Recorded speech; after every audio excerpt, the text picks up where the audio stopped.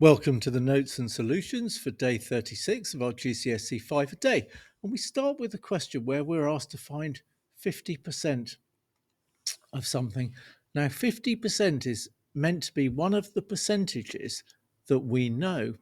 So if everything is 100%, we should be thinking of 50% as half. And if we're trying to find half of something, then we do that by dividing it into two pieces. So cutting in half is dividing by 2. So let's do our division of 32 by 2. How many 2's go into 3? 1 does, with a remainder of 1. How many 2's go into 12? 2, 4, 6, 8, 10, 12, 16. So there we have it. Our answer to question 1 is 16. So we can practice more of that on Century. The nugget to go to is 7.02. Okay. Okay, so when we're asked to solve, what we're asked for is to produce an equation which is just y on its own. So y equals something or something equals y. But either way, y is on its own. Okay, so we have y plus 5 equals 13. Now, let's just have a look at what this looks like here.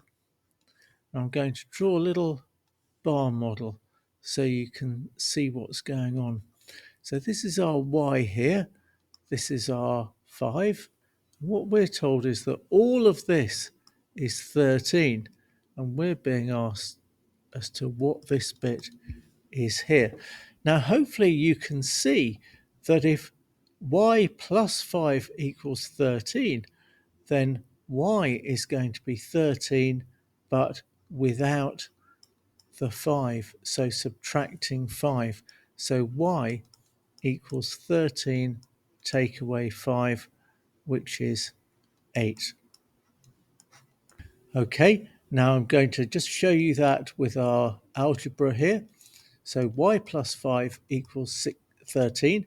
So our key here is to retain balance, that these two equations are equal, which means that they're balanced, and anything we do, we're going to do to both sides.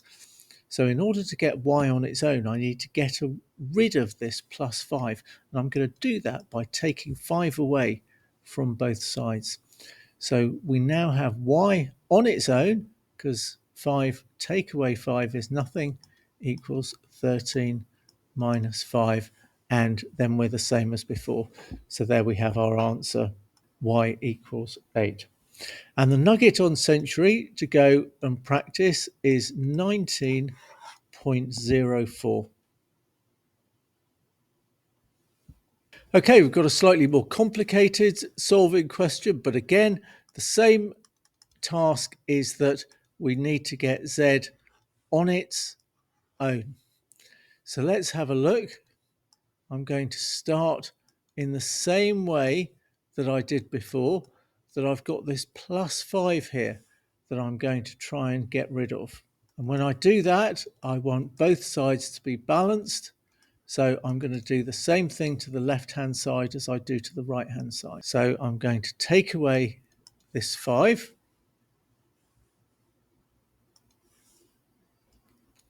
So 4z equals 13, take away 5. So 4z equals 8.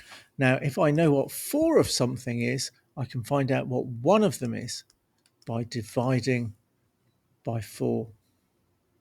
I've got to do that to both sides.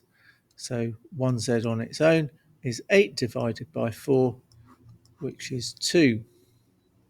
Slightly different nugget to go and practice here is 19.06. Okay, we've got quite a long worded question here. But essentially what's going on is that in the first year, we've got a house that decreased by 10%. And then in the second year, the value increased by 10%.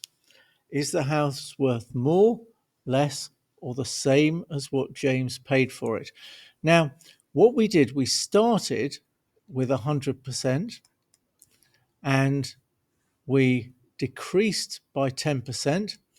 So what we ended up with was 90%. So whatever the price was, we multiplied it by 0.9. And then in the second year, we added 10%. So whatever the price was at the end of that first year, so this is a different 100%, by the way. So this is 100% of the end of first year price. So we've now got 110%. So the decimal value for that is 1.1. So we're going to multiply by 1.1. So where we end up is we end up with our price times 0.9 times 1.1. And our BIDMAS rules tell us that we can do these multiplications in any order. So that is the same as the price times 0.99. Okay, so that must mean that our house is worth less. Nugget to go and practice on is 11.05.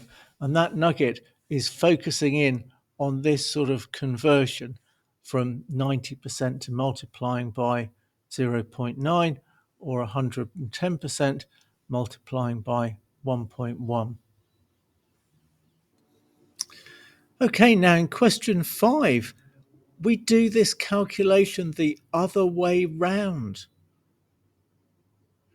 So in the first year, our price goes up and we multiply by 1.1.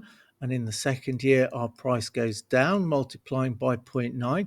Well, as I've said, we can do these multiplications in any order we like. So they're both going to end up as exactly the same. So again, the price is less by 1%. And not surprisingly, it's the same nugget, 11.05, that we should go away and practice.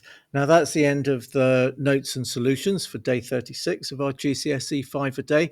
I hope you found those useful. If you've still got any questions, go and ask your maths teacher.